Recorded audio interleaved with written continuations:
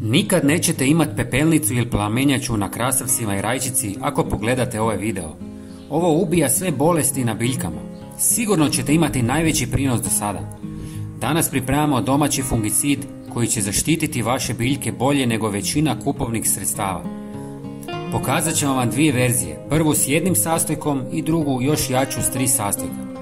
Gljivične bolesti poput pepelnice plamenjače mogu ozbiljno ugroziti vaše usjeve, ali uz ovaj prirodni recept možete ih držati pod kontrolom. Korištenje ovakvih sredstava ne samo da je učinkovito, već i ekološki prihvatljivo.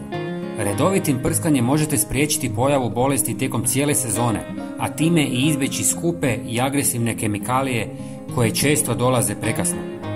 Prije nego krenemo, kliknite na pretplatu kako biste uvijek prvi saznali naše nove savjete. To je potpuno besplatno, a nama puno znači. Hvala vam.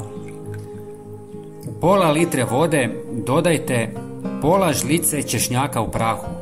Ovo je jedan od najsnažnijih prirodnih fungicida i insekticida. Možete koristiti i svježi češnjak, ali u prahu je brži i lakši za primjenu. Češnjak sadrži alicin, prirodni spoj koji učinkovito zaustavlja širenje gljivičnih infekcija. Ako želite još snažniji efekt, dodajte pola žlice kurkume.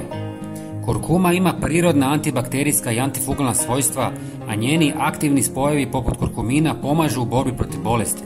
Osim što štiti biljke, ne zagađuje zemlju ni okoliš. Na kraju dodajemo 1 žlicu sode bikarbone. Ona sprječava rast gljivica tako što mijenja pH na površini lista i stvara uvjete u kojima gljivice ne mogu preživjeti. Većina njih voli kiselo okruženje, a soda ga neutralizira. Ostavite smjesu da odstoji nekoliko sati, zatim procijedite i razrijedite s još 2 litre vode. Pripravak je spreman za prskanje.